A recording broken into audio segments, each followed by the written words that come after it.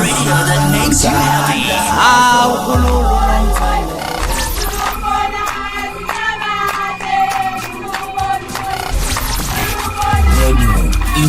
Inkezo.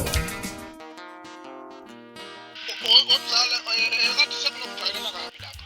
Mzala usungijwayela kabi kwangaphela nje. Yazi ukuthi mina ngihlonipha into kodwa akubasikade mina ukuthi ugangiwe.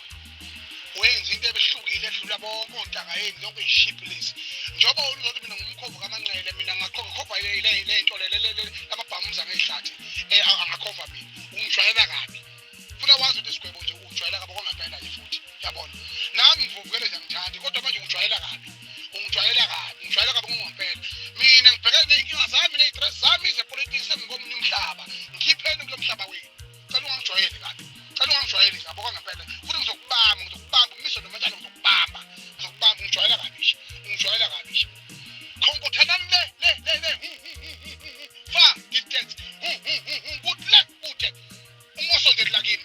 Wena ujwayela njalo wena sigwebo ukuthi ukhuluma udoti. Bese ugijima uyakwenza amavidiyo uthi abantu bangabi serious kuyadlala.